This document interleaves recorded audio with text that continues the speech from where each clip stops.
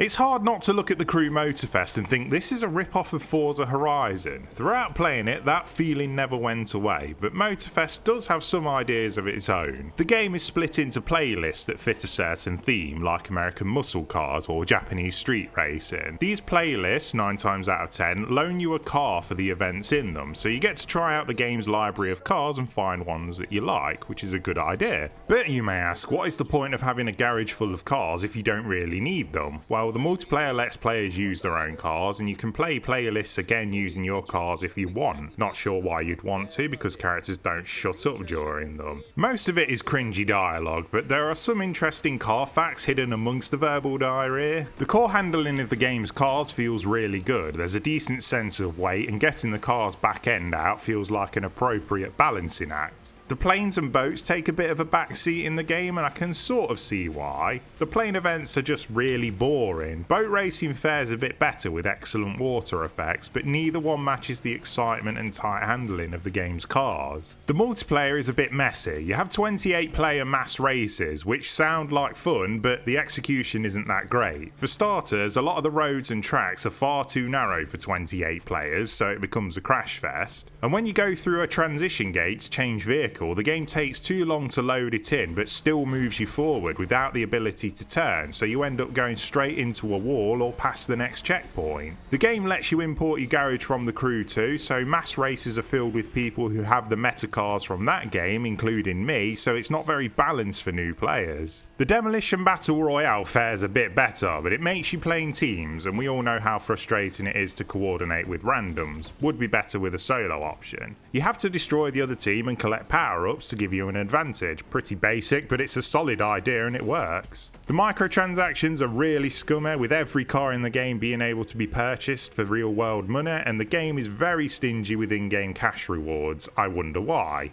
Overall, it's an adequate racing game, but no way worth the 70 quid asking price, especially with the microtransactions. It's probably the most average game I've played this year. Perfectly functional, but nothing special.